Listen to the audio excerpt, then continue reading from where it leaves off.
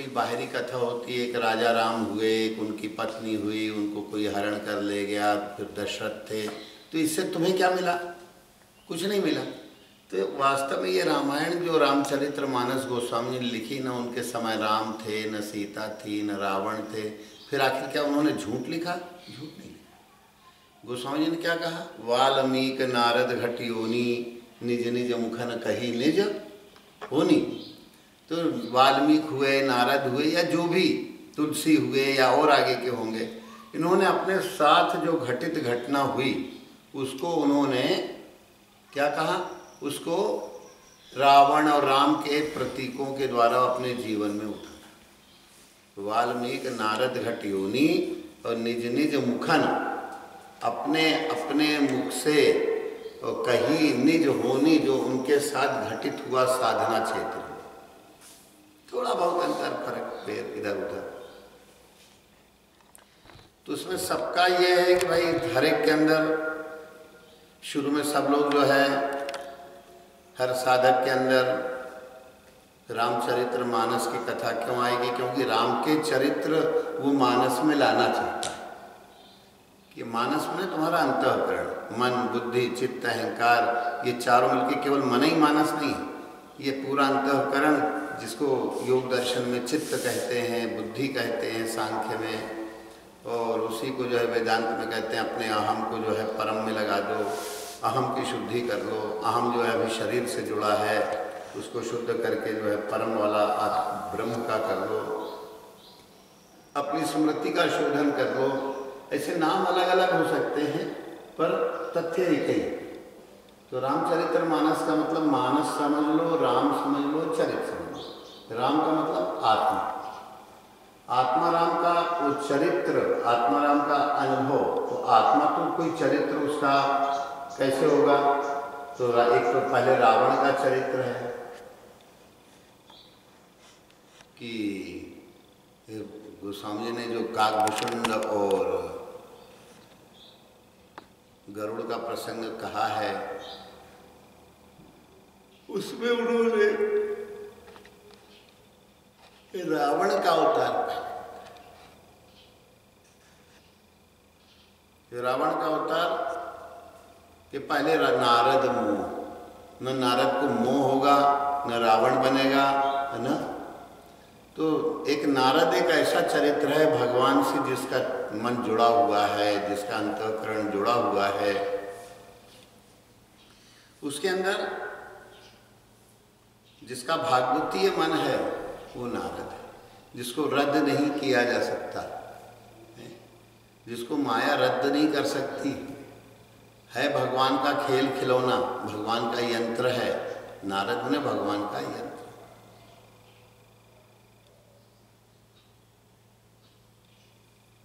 तो वो नारद कहलाया। नारद, जिसको कभी इधर उधर नहीं किया जा सकता। तो नारद रदपट फरकत नयन रिसोहे। रदपट फरकत माने ओंठ, रद माने दांत। तो नारद, जहाँ कोई विषैले दांत नहीं। नादरत, नाद तो नार, तो एक नारद का मतलब नर, नार, नारद, जो भक्ति देते हैं सबको, जिनका मन भगवान से जुड़ा है और सबको भक्ति का ही वितरण करते हैं। द माने देने वाले, नार माने भगवान की भक्ति, नर को नारायण से जोड़ने वाले, नारायण जो नारायण, नारायण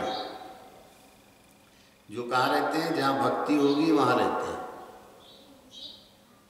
तो जहाँ भक्ति होगी वहाँ भगवान रहते हैं। तो नारद जो सबको भक्ति देते हैं। तो भक्ति शब्द जो है नारायण, नारायण, जिनका भक्ति ही जिनका घर है, ऐसे नारायण। तो नारद का मतलब जो भगवान से जुड़ा हुआ जिनका चित्त है वो नारद। उनके अंदर कोई मोह अभिमान के कारण जागा, तपस्या में अपने गुरु के गुफा में हिमगिरी गुफा एक अति पावनी, तो शिव पुराण में आता है कि वो शंकर जी की मैंने अपने गुरु महाराज, भाई कोई ना कोई परंपरा तो है, तो सीधे जो है गुरु की गुफा में, मैंने गुरु की गुफा का होगी आत्मचिंतन, आत्मध्यान। तो गुरु की कृपा से उस गुफा में ध्यान किया, तो उस गुफा में सबके अंदर हृदय गुफा है, तो इस हृदय गुफा है, मस्तिष्क में चले जाओ, सोचो चारों तरफ से ओम की ध्वनि आ रही है, ओम इधर से जा रही है, ओम आ रहा है, पूरे ब्रह्मांड से ओम की ध्वनि आ रही है, फिर ओम की ध्वनि इधर से लौट के वापस जा रही है, प्रतिबिंब हो रहा है।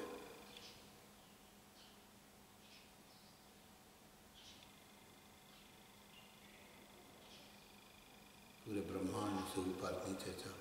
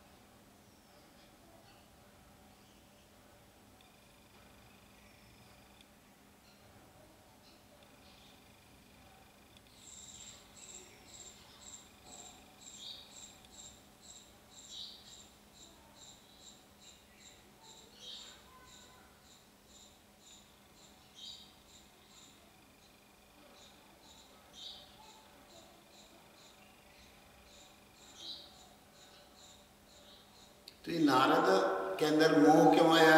अहंकार। कितना भी अच्छे से अच्छा साधक हो जाए कि अगर कुछ भी अभिमान आ गया, अहंकार आ गया, तो गुरु का वचन ही उसका रखवाला होता है। और अगर गुरु वचनों की अवहेलना कर रहा है वो, तो उसका अहंकार ही वहाँ पर कुछ न कुछ काम होता है। तो नारद को लगा कि हम बिल्कुल काम के ऊपर विजय प्राप्त कर लिए, अब कोई कामना वासना हमारे ऊपर काम नहीं करती है।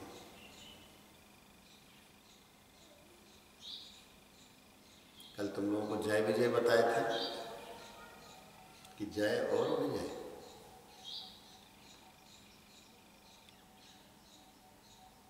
तो ज्ञान और वैराग्य, एक भगवान के जन्म का कारण जय विजय, भगवान के द्वार पर उन्हें भगवान का अनुभव करना है तो तुम्हारे अंदर विवेक होना चाहिए सुदृढ़ कि आत्मा ही नित्य है, शुद्ध है, सुख स्वरूप है, अपना निज का स्वरूप है आत्मा, उसी का अनुभव करना है, शुद्ध है, पवित्र है। और उसके अनुभव कराने में जो बाधक वैराग उसको बाधक है, उससे राग रहित होना, ये वैराग्य। राग मतलब आत्मज्ञान में रति होना, भगवान में रति होना कि आत्मा का स्वरूप कैसा है, तो गुरु स्वरूप के द्वारा उसमें प्रकट। ये दो द्वार पर, ज्ञान और वैराग्य, विवेक और वैराग्य। नित्य का विवेक और अनित्य जो उसके बाधक है उससे राग रहित होते जाना, उसमें दोष दर्शन करना कि उस नित्य आत्मा से भिन्न जो कुछ है, इसका जन्म होता है, इसकी मृत्यु होती है, बीच में जो है बीमारियां आती हैं, व्याधियां आती हैं, बुढ़ापा आता है, ये सब दोष जो है हर अनात्म वस्तु के साथ जुड़ा है, चाहे शरीर हो, चाहे संसार हो, चाहे मन हो, ये सब संसार है। नहीं तो संसार के नाम से लोग लगाते हैं, शरीर से भिन्न जो है वो तो संसार है, और शरीर भी संसार है। मन का संसरण संसार है। मन अगर कहीं इधर उधर बहक रहा है, भाग रहा है, तो ये भी क्या हुआ? संसार है। तो ये सब संसार है।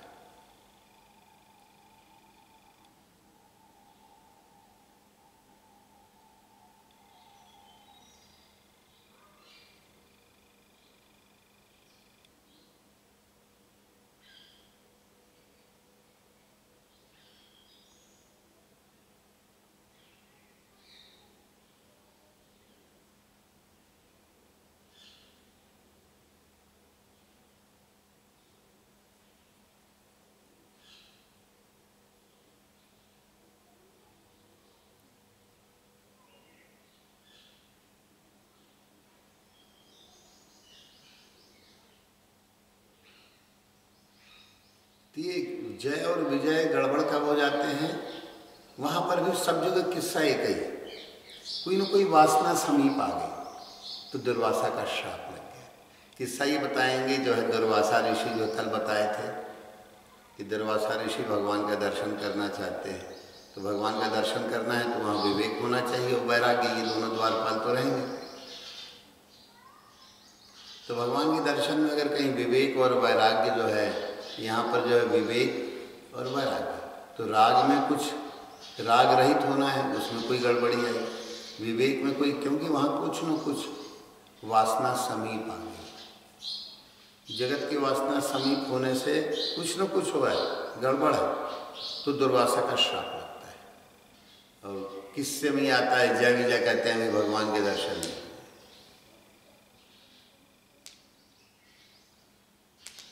अब भगवान के दर्शन तो सदैव है, अगर दर्शन अभी नहीं है इसका मतलब जरूर कुछ वासना है। अगर भगवान के दर्शन अभी नहीं हो सकते, कह रहे हैं जय विजय, तो इसका मतलब वहाँ क्या है? कुछ न कुछ वासना है। भगवान का तो दर्शन 24 घंटे का कोई समय सीमा तो है नहीं। तो दुर्वासा माने वासनाएं जहाँ दूर हैं उसको जो है सदा, तो वो देख रहा है कि यहाँ पर भगवान के दर्शन कर रहे हैं, अभी नहीं, कुछ समय बाद होंगे, कुछ समय बाद होंगे। इसका मतलब क्या हुआ? वहाँ या तो ज्ञान में, विवेक में या वैराग्य में कुछ न कुछ खटपट नहीं समझ में आता। भगवान का दर्शन क्या होना चाहिए? अहिर्दिश, कोई उसका समय नहीं है, काल की बाधा नहीं है। पर अगर बाधा आ रही है तो इसका मतलब वहाँ पर कुछ वासना है। ये तो क्या भगवान के दर्शन में कोई बाधा है? हमेशा होना चाहिए, नित्य दर्शन होना चाहिए। और अगर नहीं हो पा रहा है तो कुछ न कुछ वासना है। वासना की समीपता, तो तत्काल दुर्वासा क्या दे देते हैं? श्राप। तो श्राप नहीं देते, वो अपने आप श्राप लग जाता है। ये प्रकरण साफ हो गया सबको कि नहीं हुआ? नहीं आया समझ? क्या नहीं आया बताओ, बताओ ना, पूछो, खोलो, खोल खड़े हो, घबराओ मत। नहीं तो अगर घबराए तो फिर वहाँ पर बातें कहाँ होंगी। हाँ, रामायण वाला कैसे पूछना है? रामायण वाला क्या करें? रामायण रामचरित। अरे वही तो चल रहा है पागल। एक बार क्या चीज़ हम समझ नहीं पाए, कहाँ से कह रहे हो? रामचरितमानस का टाइटल का। अच्छा, तुमने कुछ सुना कि नहीं सुना? हाँ, बैठ जाओ। क्या सुना बताओ? मन बुद्धि चित्त वही मानस। ये अंतःकरण जो है यही मानस है। मानस का मतलब तुम्हारा जो मन है वो पहले रावण के चरित्रों से रंगा हुआ है। किससे रंगा है? रावण मतलब दुनियादारी की कोई न कोई चीज के लिए रो रहे, किसी न किसी दिशा में मन मोहित होके भाग रहा है, तो क्या हो गया? रावण चरित्र। अच्छा, राम का चरित्र क्या है? कहीं मन न भागे, अंतःकरण न जाए, और वो केवल आत्मा राम का अनुभव करे। माने तुम गुरु स्वरूप का ध्यान कर रहे हो। गुरु के लिए ये चार हैं, नाम रूप लीला धाम। तो सरलता के लिए तुमने, हम गए तो गुरु महाराज का धाम, मतलब गुरु महाराज कहाँ है? नित्य आनंदमय है। तो वो उनका देखे तो गुरु महाराज कभी जो है डांट रहे हैं, कभी हंस रहे हैं, ऐसे एक लीला उनकी। क्या लीला? कभी डांट रहे हैं, कभी फटकार रहे हैं, कभी पुचकार रहे हैं, कभी ऐसा कर रहे हैं। मैंने कोई भी विविध रूपों में अपने आराध्य को राम विलोकनी बोलनी चलनी सुमिर सुमिर सोचत। कभी राम कैसे हमें गुरु महाराज देखते हैं, कैसे राम विलोकनी बोलनी कैसे बोलते हैं, कैसे चलते हैं, हैं? तो राम विलोकनी बोलनी चलनी सुमिर सुमिर, बार बार स्मरण करता है कि गुरु महाराज का स्वरूप। गुरु महाराज, अब राम को तो किसी ने देखा नहीं, अपने गुरु महाराज को देखा है लोगों ने। तो गुरु महाराज का जो स्वरूप अनुभव में आता है वो क्या हो जाता है? राम हो जाता है। क्या हो जाता है? अनुभव, आत्मा का अनुभव। तो गुरु के स्वरूप को अब पकड़ने के लिए पहले उनका स्वरूप चलायमान, तुम्हारे क्यों मन तुम्हारा कैसा है? चलायमान है। तो कहीं गुरु महाराज दिखे, उन्होंने हमको ऐसे डांटा, ऐसे कहा, तो एक तरह तरह करके फिर उसके लिए धाम से वो लीला में आया, लीला से वो रूप में। अब उसको एक रूप में टिकने की क्षमता है, तो फिर वो नाम फिर पकड़ लिया उसने, शब्द पकड़ लिया। यह नाम पकड़ के रूप पकड़ो, रूप पकड़ के लीला। तो ये जो लीला होगी ये फिर गहन होगी। मतलब जो पहले ध्यान जो है तुम्हारा अस्थिर रहता था, स्थिर होने लगा और स्थिर होने लगा। ये लीला अंतरंग है, पर वो बाहरी मोटा मोटा इस तरह से होगी, समझ गए? तो अब जैसे कोई दूर रहता है जैसे, तो सोचने लगा कि अब हम ऐसे अमृत झिरिया धाम जाएंगे, फिर वहाँ अपने भगवान का दर्शन करेंगे, या जो भी जिसके गुरु। तो पहले धाम का किया, एक ये मोटा रूप, पर एक सूक्ष्म रूप उसका ये है कि नाम पकड़ो। तो नाम पकड़ते पकड़ते मन शांत हो जाए तो ध्यान पकड़ जाएगा। फिर ध्यान पकड़ में आएगा। तो ध्यान पकड़ आने के बाद फिर तुम्हें लीला का मतलब तुम देखोगे कि कभी तुम्हारे अंदर विकार आए, तुमने प्रार्थना की, तुम निर्विकार हो गए। तुम्हारे अंदर कई तरह की विपरीत परिस्थितियाँ आई, भगवान जो है तुमको तुम्हारे अंदर अहंकार आया, तो भगवान ने लीला करके तुम्हारे मन को जो है कहा कि देखते हैं, अहंकार कर रहा था कि हमसे खूब नाम ध्यान होने लगा है, तो मन जो है एकदम ऐसे सड़क के बाहर हो गया। फिर जब तुमने प्रार्थना की तो उन्होंने समेट लिया। ये वास्तविक लीला है। और फिर एक स्थूल रूप में जो बताए वो धाम लीला रूप नाम, पर नाम रूप लीला धाम पकड़ना चाहिए। ऐसे सूक्ष्म रूप कि पहले अपने मन को शांत करने के लिए नाम वो समझ में आएगा ना? अच्छा, तो रामचरित्र का मतलब रावण चरित्र से मुक्त होने के लिए। रावण चरित्र क्या है? मन का दुनियादारी में भटकाव है, ये क्या है? रावण चरित्र। हमेशा व्यक्ति कोई न कोई इच्छा के कारण रो रहा है, इच्छाओं के कारण रो रहा है, तो ये रावण के रो रहे हैं। सब संसार में कोई कह रहा है कि काय महाराज हमारे लड़का की शादी हो जाए कि ना हो जाए, काय महाराज कुछ माया मिले, कुछ भटक रहे हैं, ये हो रहा है। हाँ यार चंदू सीधा हो जा भाई, वो दांत मजबूत करने वाला गया है। तो रावण चरित्र का मतलब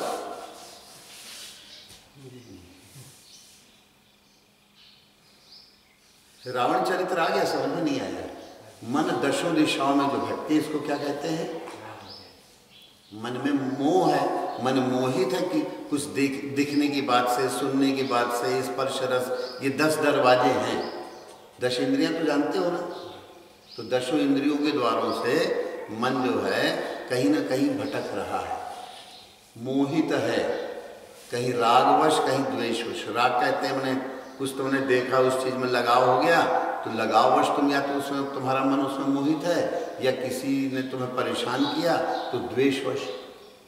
तो राग और द्वेष दोनों तरह से मन मोहित रहता है। ऐसा नहीं कि अनुकूल ही हो तो मोहित हो जाए। अब कोई ज़्यादा प्रेरणा कर रहा है तो पेरवे वाले को चित्र लग गया कहोगे चित्र में, तो वो भी मोह।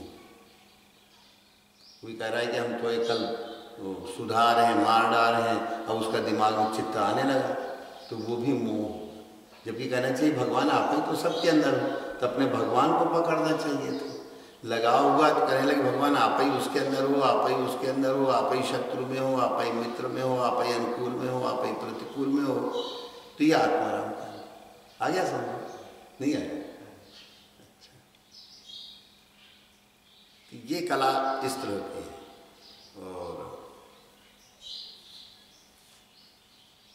राम के चरित्र जो मानस में घटित हो वो रामचरित्र मानस है।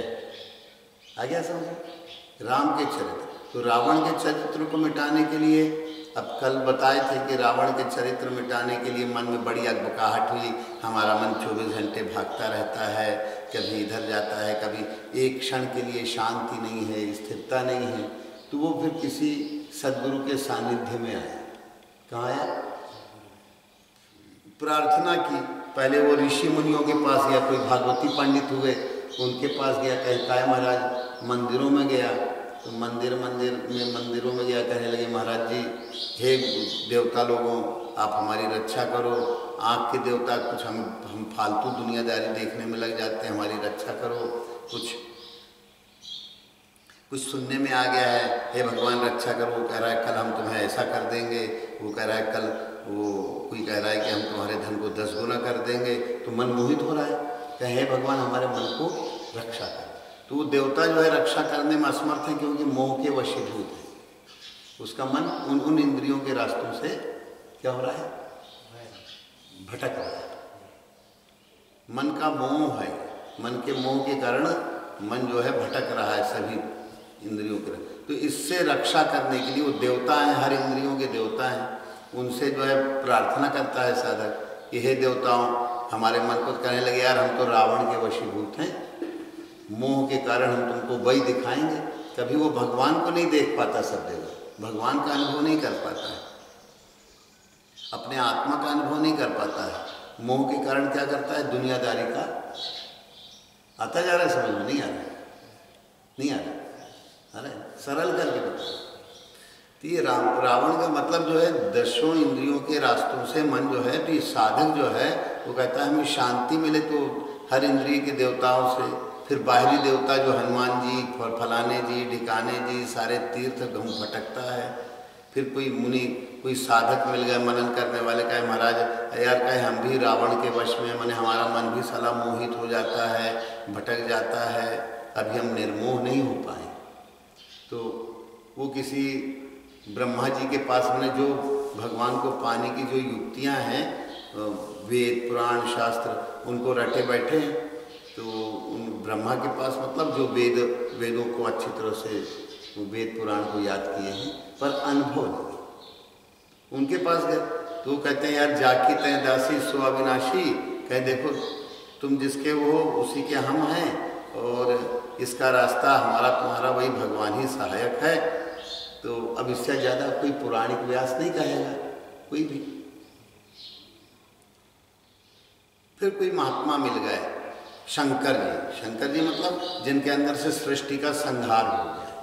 शंकर मतलब जिसके अंदर से शम करोति, जिनके अंदर सृष्टि का संहार हो गया, क्षण मात्र में जो है अपने अंदर पूरी दुनियादारी की कला को समेट देते हैं, संहार कर देते हैं। ये चढ़ती नहीं है ये कला, और चढ़ रहा है दुनियादारी का नशा, तो इसका मतलब वहाँ रावण का राज्य, रावण का राज्य होगा तो वो दुनियादारी चढ़ती रहती है, चढ़े उतरे। तो ये विक्षिप्त चित्त हुआ। विक्षिप्त मतलब जाता है फिर एकाग्र हो जाता है, फिर जाता है फिर अभ्यास की महत्व है। तो ऐसे करते करते करते शंकर जी ने क्या कहा, अग जग मैं सब रहित विरागी प्रेम के प्रभु प्रत्यय। तो अब कोई फक्कड़ महात्मा मिले, उन्होंने रास्ता बताया, कहे अग और जग, मैं अगम, जो अग मने जहाँ पर गम नहीं है ऐसा जग है, अग जग मैं सब रहित विरागी। अग जग जहाँ नहीं जा सकते हो, या जिस जगत गति को देखते हो जड़ता की गति, इन सब से रहित हो, इन सब में मन को जो है जानो ये सब नाशवान है। अग जग मैं सब रहित, इन सब से क्या करो, विरागी मने नाशवान समझो। ये शरीर नाशवान है, ये जो कुछ दिखने सुनने में आता है ये नाशवान है, इससे रहित हो। अग जग मैं सब रहित विरागी, अब प्रेम के प्रभु प्रगटई। तो अब प्रेम किससे करो, अपने गुरु स्वरूप में इतना प्रेम करो, इतना प्रेम करो, अपने मन को रगड़ते जाओ गुरु के नाम से, गुरु के ध्यान से, गुरु के ज्ञान से। गुरु का ज्ञान माने सब कुछ क्या है, ये सपने का संसार है। जैसे तुम थोड़ी देर पहले आए हैं, इंदौर से चले, अब तुमसे पूछा जाए कैसे तुम चले, क्या हुआ, तो अब तुम्हें भूला भूला जैसे लगता है कि नहीं? तो जो दिमाग भूला भूला रहता है, ये सब क्या है? सपने का है। अब किसी से कहा जाए सवेरे तुम सो के उठे, सवेरे सो के उठने से लेके अभी तक क्या क्या हुआ, तो तुम्हें कैसा लगेगा? भूला भूला, कहीं कुछ याद है कुछ नहीं, पूरा तो नहीं रहेगा। तो अग जग में सब रहित विरागी, अब प्रेम ते प्रभु प्रगटे। इनसे विरागी मतलब सपन जैसा समय। इस क्षण के पहले जो कुछ बीत चुका ये सब सपना। स्वप्न को जब कोई देखता है तो क्या कहता है? झूठ। उसकी याद, किसी ने स्वप्न में उसको कोई दुनिया का खजाना मिल गया तो बड़ा प्रसन्न हुआ स्वप्न में। जागने पर उससे कहा क्या भाई ये? अरे कहने लगे सपना है का? वो सच होता है। और उसको सपने में देखा कि कोई उल्टा टांग के अच्छी पिटाई कर रहा है और नीचे से आगे धक्का जब पड़ा, तो जब जागा तो कहने लगा नहीं ये तो सब झूठ है। तो सपने की बात को उसने क्या कर दिया? डिलीट कर दिया, खत्म कर दिया, रद्द कर दिया। तो अग जग में सब रहित विरागी, और प्रेम ते प्रभु प्रगटे जिन आगे। तो जैसे प्रेम ते प्रभु प्रगटे, तो प्रेम से भगवान प्रकट हो जाते हैं। बार बार अभ्यास करो। क्या करो? तो गुरु महाराज की वाणी हुई, अभ्यास करो, रगड़ करो। इस मन को गुरु के ज्ञान से, गुरु के नाम से, गुरु के ध्यान से रगड़ करो। तो प्रेम ते प्रभु प्रगटे जिन, जैसे घर्षण करने से, दो लकड़ियाँ रगड़ने से आग प्रकट होती है, ऐसी योगाग्नि से भगवान को रगड़ करो। एक तो वैराग्य करो और प्रेम से रगड़। प्रेमास्पद में ही प्रेमी अपनी रगड़ करेगा ना। प्रेम का मतलब प्रेमास्पद और उनका प्रेमी। तो प्रेमी जो है, अपना जो मन जो है, अंतःकरण में जो भगवान के प्रति भक्ति, प्रेम, कुछ भी कह लो, एक ही चीज। गुरु भक्ति के द्वारा उसने नाम की रगड़ की, रगड़ करते करते करते करते करते करते करते करते करते ये इन लोगों को बता दो, प्रणाम कर रहे।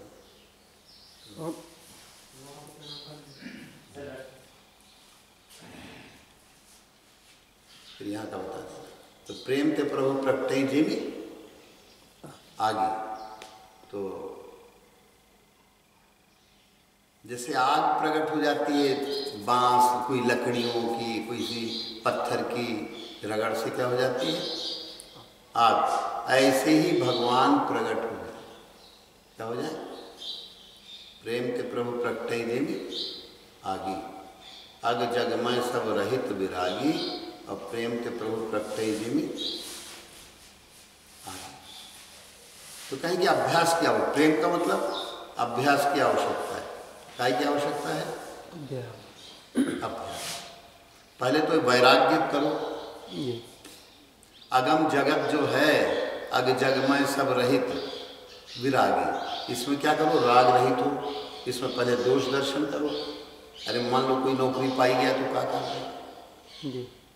उसे 10-25 लाख अरब रुपए मिल गए। जैसे सबसे ज़्यादा संपत्ति कौन? बाफेट के पास है, एक बिल गेट के पास है। बाफेट के 3 लोग हैं, उनके पास बहुत बड़ी संपत्ति है। पर वो संपत्ति को वो क्या करना? मिल गई, बांटना पड़ेगा। नहीं बांटेंगे तो उसका कोई उपयोग नहीं। संपत्ति तो इतनी उनके पास, एक बाफेट कहलाता है, कोई बिल गेट कहलाता है, तो 3 लोगों के पास सबसे अधिक संपत्ति। मैंने इनके पास जो है अरब डॉलर में है। तो पर उसका करोगे क्या? संपत्ति ना तो सुख देगी ना शांति देगी मन को। तो वो इस तरह से वैराग्य करता है। जैसे तुलसीदास की पत्नी बोली करेगी, चमड़ी में तुझे इतनी प्रीति है, अगर इसका 1000वां हिस्सा तुझे मुझ में होती तो तू क्या हो जाता? भगवान को पा जाता। तो वो वैराग्य। तो इस तरह से बार बार बार बार बार बार वैराग्य हो। और कहते हैं कि प्रेम मतलब विवेक। विवेक का मतलब बार बार रगड़ करो अपने गुरु के ध्यान, ना शब्द से, गुरु के ज्ञान से। तो ये सेवा तो एक सहारा बनती है। सेवा सहारा है। नाम से, शब्द से प्रीति करो, गुरु के ज्ञान से, कि सब ये क्या है? सपना है। यहाँ अपना क्या है? आत्मा का अनुभव। उस आत्मानुभव को पाने के लिए शब्द से प्रीति करो। एक बार ओम को नाभि में ओम सुनो, एक बार नाक की नोक में ओम सुनो, एक बार नाभि में ओम सुनो, एक बार नाक की ओम की ध्वनि सुनते सुनते सुनते ये चेतना यहाँ ब्रह्मांड में चलने लगती है, यहाँ मूलाधार